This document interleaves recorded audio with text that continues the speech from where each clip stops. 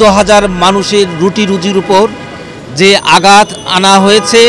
বাংলাদেশ যখন স্বাধীন হলো ঠিক সেই মুহূর্তে আমাদেরকে কাজ করাকে স্তব্ধ করে দেওয়া হলো। অতএব এই স্তব্ধতা কেন এবং এই স্তব্ধ থেকে আমাদের কি উপকার আসবে দেশের, আমি সেটা জানি না। আমরা কবে থেকে এই স্বাধীন গণমাধ্যমে আমরা আবার নতুন করে সব কিছু শুরু করতে পারবো, আমরা সেটা জানতে চাই। আমাদের সময় টিভি সম্প্রচারটা যে বন্ধ করে দেওয়া হয়েছে এবং আমাদের বর্তমান এমডি যিনি প্রথম থেকে আজকে এই পর্যন্ত সময় টিভিকে দাঁড় করিয়েছেন এবং আমরা বর্তমানে দক্ষিণ এশিয়ার one of the biggest platform এবং আমরা আজকে আমাদের এমপ্লয়ীদের বেতন ভাতা হতে শুরু করে যে অভিযোগগুলো দেওয়া হচ্ছে যে আমরা এখানে ঠিকমতো হয় না, প্রমোশন ঠিকমতো হয় না, আমরা তার বিরুদ্ধে দাঁড়িয়েছি। 14,000 মানুষের রুটি রুজির উপর যে আঘাত আনা হয়েছে সেই আঘাত আমি মনে করি এই দেশের মানুষ মেনে নেওয়ার কথা না।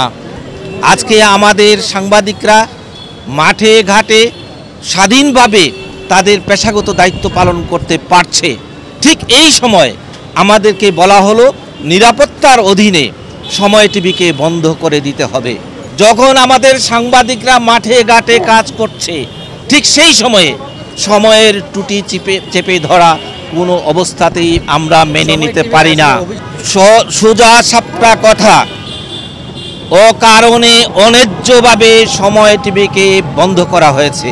এখন গণমাধ্যম বন্ধ করে এটা যে করা হলো, নিরাপত্তার যদি দোহাই দেওয়া হয়, নিরাপত্তা তো রাষ্ট্র আমাকে দিবে, এখন তো গভর্নমেন্ট ফর্ম হয়ে গেছে।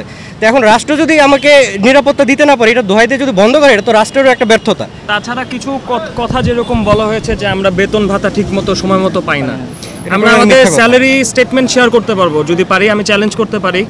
আমাদের স্যালারি কখনো 1 তারিখের পরে ঢুকেছে বলে মনে হয় না। এখানে এতগুলো মানুষ আছে, এরা সবাই এগ্রি করবে যে আমাদের স্যালারি বা বেতন ভাতা নিয়ে কখনোই আমাদের কোনো কমপ্লেন ছিল না,